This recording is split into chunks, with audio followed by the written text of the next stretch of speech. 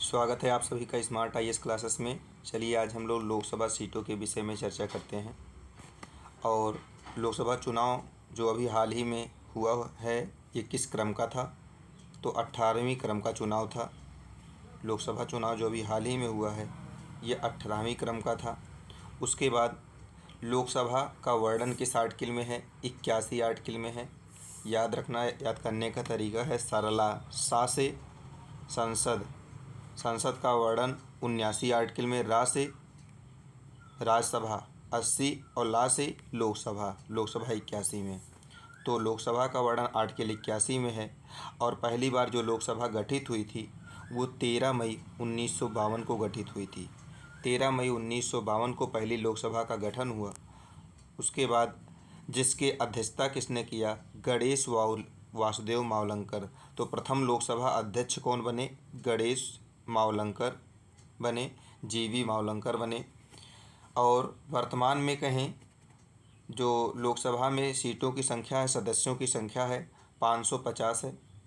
पहले 552 थी। 2 Anglo Indian 104वें संविधान संशोधन के द्वारा हटा दिए गए हैं। लेकिन जो अभी इलेक्शन हुआ और कितने सीटों पर अभी जो इलेक्शन हुआ है 243 सीटों पर ही इलेक्शन हुआ है। और इस 243 सीट में 242 से गलत लिखा हुआ है, 243 सीटों पर इलेक्शन हुआ है। जिसमें एक सीट जो है मुकेश दलाल जो कि कहाँ से लड़े थे? सूरत से। ये निर्विरोध चुने गए, मतलब यहाँ पर कोई इलेक्शन नहीं हुआ, इनके खिलाफ कोई खड़ा ही नहीं हुआ। तो मुकेश दलाल सूरत से चुने गए निर्विरोध, इनका भी नाम याद रखना। और 542 सीटों पर इलेक्शन हुआ है, जिसमें से 272 जो सीट पा जाएगा उसी की सरकार बन जाएगी। बहुमत कितना है? 272 सीटों का है। तो इलेक्शन कितने सीटों पर हुआ? 542, 272 पर बहुमत था। और बात करें हम जो ये कितने चरणों में लोकसभा चुनाव जो हुआ संपन्न हुआ? 7 चरणों में संपन्न हुआ। 44 दिन लगे। ये इंपॉर्टेंट है, थोड़ा नोट करना। कब स्टार्ट हुआ था लोकसभा चुनाव? 19 अप्रैल से स्टार्ट हुआ था और 1 जून तक चला था। 44 दिन टोटल लगे थे। 19 अप्रैल से 1 जून तक ये चला था। जो मतगणना हुआ इसका मतलब जिस दिन वोट गिना गया वो डेट क्या है? 4 जून को वोट गिना गया। 4 जून को वोट की गिनती होती है। और फिर से देख लीजिए थोड़ा सा, लोकसभा सीट टोटल जो जितने पे इलेक्शन हुआ 543, एक सीट निर्विरोध मुकेश दलाल सूरत से निर्विरोध चुने जाते हैं। और 542 सीटों पर चुनाव होता है, इलेक्शन होता है, मतलब जिस पे वोटिंग होती है, जिसमें से 272 जो भी पा जाएगा उसी की सरकार बन जाएगी। 7 चरणों में चुनाव होता है। 44 दिन ये चुनाव चलते हैं। 19 अप्रैल से लेकर 1 जून तक ये चुनाव चलता है। मतगणना 4 जून को होती है। शपथ, शपथ का वर्णन पहली बात तो याद रखना है तीसरी अनुसूची में वर्णित है। लेकिन 3 लोगों का चुनाव तीसरी अनुसूची में नहीं है। वो किसका? प्रेसिडेंट का, वाइस प्रेसिडेंट का और गवर्नर का। और इनका अगर तीसरी अनुसूची में नहीं है तो किसी अनुच्छेद में होगा। तो प्रेसिडेंट का शपथ 60 में वर्णित है। वाइस प्रेसिडेंट का, उपराष्ट्रपति का 69 में है। और गवर्नर यानी कि राज्यपाल का वर्णन 159 आर्टिकल में है। तो ये भी याद रखिएगा कि जो अभी मान लो जितने सदस्य हैं उनको शपथ दिलाना होगा, प्रधानमंत्री को शपथ दिलाना होगा। तो ये किस अनुसूची में वर्णित है? अनुसूची 3 में वर्णित है। किनका वर्णन अनुसूची 3 में नहीं है? प्रेसिडेंट, वाइस प्रेसिडेंट और गवर्नर का। प्रेसिडेंट 60, वाइस प्रेसिडेंट 69 और गवर्नर 159। कुल मतदाता कितने थे इस बार के चुनाव में? तो 96.8 करोड़ थे। टोटल मतदाता की संख्या 96.8 करोड़, जिसमें मेल कितने थे? 49.7 करोड़। फीमेल कितनी थी?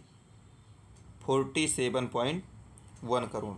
फिर से देखिए, कुल मतदाता 96.8 करोड़, मेल 49.8 करोड़, फीमेल 47.8 करोड़। और जिसमें कहा जाए पार्टिसिपेट कितने लोगों ने लिया? पार्टिसिपेट मतलब कितने लोगों ने वोट दिया? तो वोट देने वाले लोगों की संख्या केवल है 62.2 करोड़। सोचिए, इलेक्शन में जो सूची में शामिल थे, इलेक्शन देने के पात्र जो थे वो 96.8 करोड़ थे। लेकिन दिया कितने लोगों ने? 62.8 करोड़ लोगों ने। उसके बाद अब परसेंटेज वाइज बात कर लेते हैं। टोटल परसेंटेज कितना परसेंट वोट पड़ा, तो 65.79% ही वोट पड़ा, जिसमें से मेल का परसेंटेज कितना है 65.80 है, जबकि फीमेल का परसेंटेज 65.78%, लगभग इक्वल में है। और इन्हीं दोनों का एवरेज कितना बना दिया गया है 65.79%। इसमें भी सबसे ज़्यादा जो वोटिंग होती है परसेंटेज में, वो कहाँ पर होती है, पार्टिसिपेट करने वाले लक्षद्वीप में होती है। कितना 84%। और उसके बाद सबसे कम वोटिंग जहाँ पर होती है उसका नाम है बिहार। बिहार में केवल 56% ही वोटिंग होती है। यूपी भी वोटिंग कम हुई यहाँ पर, इतनी अधिक जनसंख्या और वोटिंग केवल 57% ही हुई। तो याद रखना, सबसे ज़्यादा परसेंटेज में वोटिंग लक्षद्वीप में 84%, बिहार में 56%, सबसे कम यहीं पर वोटिंग हुई बिहार में। यूपी में हुई थी 57%, एमपी में 66.9% और राजस्थान में 61.5%। तो जिस स्टेट के हो आपको उसको याद रखना है, और सबसे ज़्यादा लक्षद्वीप का है, सबसे कम बिहार का है, ये भी याद रखना है। अब जिसकी सरकार बनने वाली है उसमें दो पार्टियों का नाम आता है, एक एनडीए और एक इंडिया अलायंस। तो एनडीए देखते हैं, एनडीए में जो बीजेपी है 240 सीट देती है, उसके बाद टीडीपी जो है वो 16 सीट देती है, जेडीयू 12 सीट, शिवसेना 7 और अन्य दल 17 सीट जीतते हैं। तो याद रखना, बीजेपी 240, फिर उसके बाद टीडीपी 16, जेडीयू नीतीश बाबा की 12, शिवसेना 7, अन्य 17। वैसे इंडिया इंडिया जिसका फुल फॉर्म क्या है, Indian national development inclusive alliance, तो इसमें Congress 99 seat, Sapa 37 seat, TMC 29 seat, DMK 22, अन्य 46। तो सबसे ज़्यादा वोट किस पार्टी को मिला, बीजेपी को 240। अगर ये क्रम से लगाने को आ जाए तो सबसे ज़्यादा वोट बीजेपी को 240, उसके बाद कांग्रेस को 99, उसके बाद थर्ड नंबर पर मिला है सपा को। तो पहले पर बीजेपी 240, दूसरे पर कांग्रेस 99 और थर्ड पर सपा 37 के साथ। इसी में एक नाम याद करना है, सबसे ज़्यादा वोटों से जीतने वाले इस चुनाव में कितने वोटों से, 11.75 लाख वोटों से जीते हैं। इंदौर से लड़े हुए थे शंकर लालवाड़ी, इन्होंने जीता। हालांकि नोटा पर भी सबसे ज़्यादा वोट इन्हीं के यहाँ पर हुआ, इंदौर में ही 2.118 करोड़। तो इस प्रकार से देखा, सर्वाधिक वोट से विजित होने वाले इंदौर के शंकर लालवाड़ी हैं। उसके बाद एक चिक्कोड़ी जो कि कर्नाटक में है, चिक्कोड़ी कहाँ पर है, कर्नाटक में है, यहाँ से प्रियंका जारकिहोली जीतती हैं। और सबसे कम उम्र की आदिवासी महिला है ये, सबसे कम उम्र की आदिवासी महिला कौन है, प्रियंका जारकिहोली। तो ये भी प्रश्न इम्पॉर्टेंट है, महिलाओं से संबंधित जो भी प्रश्न आए वो सब इम्पॉर्टेंट होते हैं। तो चिक्कोड़ी कर्नाटक में है, प्रियंका जारकिहोली सबसे कम उम्र की आदिवासी महिला हैं। कौशाम्बी की बात करें तो ये यहाँ से पुष्पेंद्र सरोज चुने जाते हैं कौशाम्बी में, और ये सबसे कम उम्र के संसद बने हैं। और इनका जो नाम आता है, ये 25 वर्ष 3 माह में ही पुष्पेंद्र सरोज को बना दिया गया, कौशाम्बी से इलेक्शन लड़े थे सांसद के रूप में। फिर रविंद्र दत्ता का नाम आता है, शिवसेना से इनका संबंध है।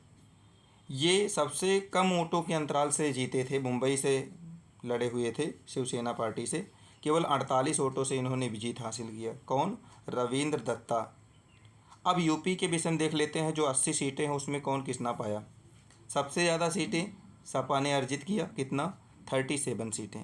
फिर बीजेपी ने 33 सीटें जीता, आईएनसी ने 6 सीटें जीता, आरएलडी ने 2 सीटें जीता, आज़ाद समाज ने 1 सीटें रावण, और अपना दल ने 1 सीटें जीता। फिर से देखिए, 80 सीट टोटल यूपी में है, जिसमें से सपा 37, बीजेपी 33, आईएनसी 6, आरएलडी 2, आज़ाद समाज 1, अपना दल 1। तो ये सारी सीटें आपको याद जरूर होनी चाहिए।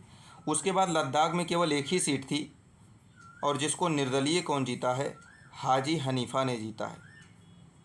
एक महिला है हाजी हलीफ़ा, उन्होंने निर्दलीय, उनको लद्दाख में सांसद चुन लिया गया और एक ही सीट लद्दाख में थी भी। उसके बाद शीतल देवी, ये अब हम लोग ECI इलेक्शन कमीशन के विषय में देखते हैं। ये इलेक्शन कमीशन जिन्होंने ये निर्वाचन कराया, उसके अध्यक्ष कौन है? राजीव कुमार। 2 और सदस्य होते इसमें, ज्ञानेश कुमार और SS सिंधु, तो इनका भी नाम याद रखिएगा। यूथ आइकॉन के रूप में किसे चुना गया? आयुष्मान खुराना को चुना गया। वहीं PWD आइकॉन के रूप में शीतल देवी को चुना गया। इस बार के चुनाव की जो टैग थी वो क्या थी? चुनाव का पर्व, देश का पर्व। चुनाव का पर्व, देश का पर्व इस बार की चुनाव की थीम थी। तो इस प्रकार आज का लोकसभा का जितना भी पॉइंट आपके लिए इम्पोर्टेंट था वो सब मैंने कवर किया। आज के लिए इतना ही। Thank you. लाइक भी कर दीजिएगा और सब्सक्राइब भी कर दीजिएगा।